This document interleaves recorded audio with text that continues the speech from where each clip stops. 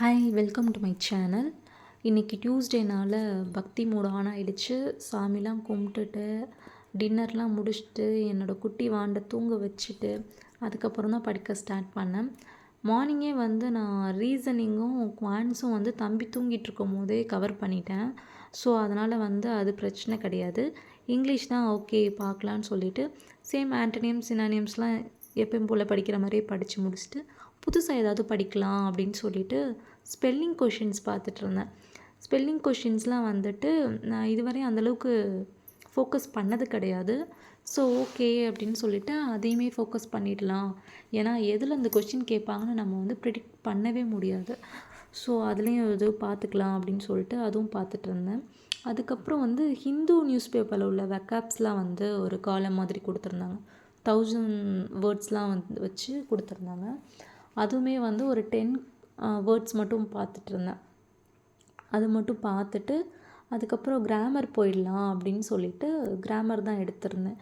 ஏன்னா நவுனோட rules pronoun ரூல்ஸ்லாம் எல்லாத்துக்குமே நான் நோட்ஸ் எடுத்து வச்சுருந்தேன். ஒரு 8 மந்த்ஸ்க்கு முன்னாடி தம்பி பிறக்கிறதுக்கு முன்னாடி அந்த ஸ்டேஜில் நான் நோட்ஸ்லாம் எடுத்து பார்த்துட்ருந்தேன்.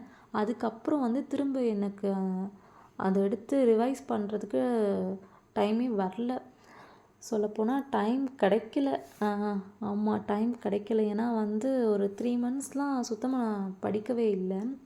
அதுக்கப்புறம் தான் ஸ்டார்ட் பண்ணனால எனக்கு மற்ற ஏரியாவில் கவர் பண்ணுறதுக்கே டைம் கரெக்டாக இருந்தது. கிராமர்லாம் நான் பார்க்கல. ஸோ அதான் நோட்ஸ்லாம் பார்த்துட்ருந்தேன்.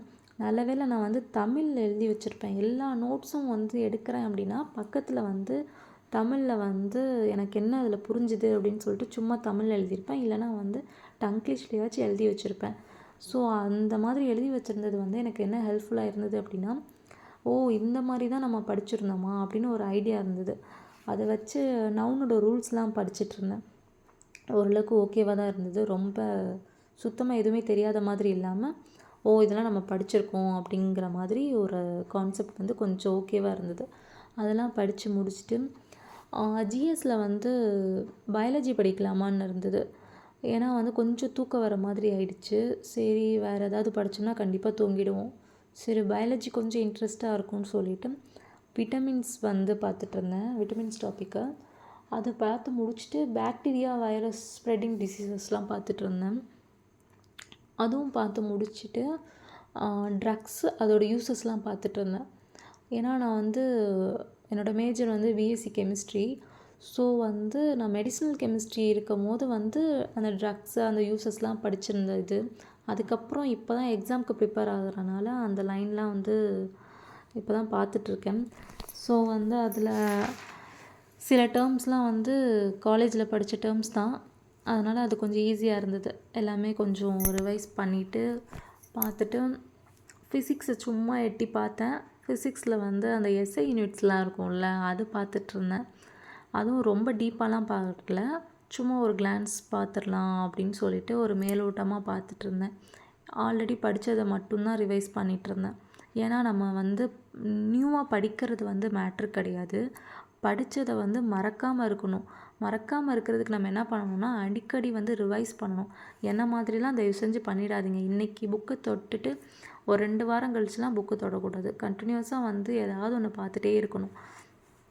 அதுவுமே நான் எப்படின்னா என்னோடய சுச்சுவேஷன்னால் புக்கு தொடாமல் இருந்தேன்.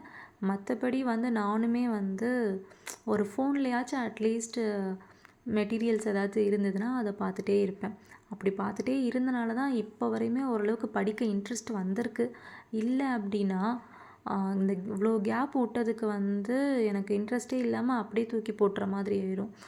அது அப்படியே டச்லேயே இருந்தனால தான் இந்தளவுக்கு ஓகே நம்ம எக்ஸாமில் பாஸ் பண்ணிடணும் அப்படின்னு ஒரு கட்ஸ் வந்திருக்கு. அதனால் கேப் உங்களுக்கு ஃபிசிக்கலாக ஏதாவது உடம்பு சரியில்லைனாலுமே கேப் ரொம்ப எடுத்துடாதீங்க. தேங்க்ஸ் ஃபார் வாட்சிங்.